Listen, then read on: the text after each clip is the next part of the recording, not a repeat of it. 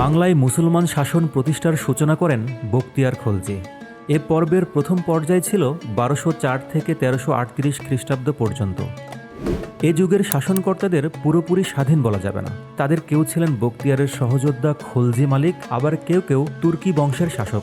শাসকদের সকলেই দিল্লির সুলতানদের অধীনে বাংলার শাসনকর্তা হয়ে এসেছিলেন। পরবর্তীকালে অনেক শাসনকর্তাই দিল্লির বিরুদ্ধে বিদ্রোহ করে স্বাধীন হতে চেয়েছেন, তবে তাদের বিদ্রোহ শেষ পর্যন্ত সফল হয়নি। দিল্লির আক্রমণের মুখে তা ব্যর্থতায় পর্যবসিত হয়েছে। মুসলিম শাসনের এ যুগ ছিল বিদ্রোহ বিশৃঙ্খলায় পূর্ণ। তাই ঐতিহাসিক জিয়াউদ্দিন বারানী বাংলাদেশের নাম দিয়েছিলেন বুলগাকপুর। এর অর্থ হচ্ছে বিদ্রোহের নগরী। আজকে আমরা সেই পুরাতন ঝঞ্ঝা বিক্ষুব্ধ বাংলায় তুর্কি মুসলমান শাসনের শুরুর দিনগুলো সম্পর্কে জানব।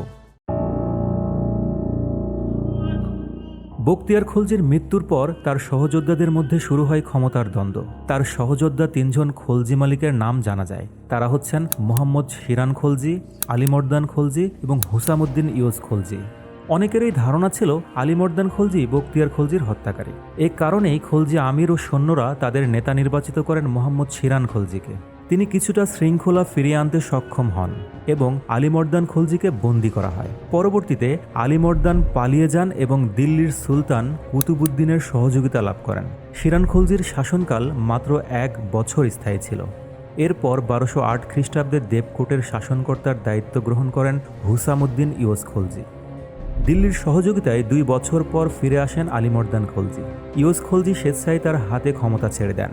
আলীমর্দান খলজি ১২১০ খ্রিস্টাব্দে স্বাধীনতা ঘোষণা করেন এবং নিজের নাম নেন আলাউদ্দিন আলীমর্দান খলজি। খুব কঠোর শাসক ছিলেন তিনি, তাই তার বিরুদ্ধে ক্রমে বিক্ষোভ বাড়তে থাকে।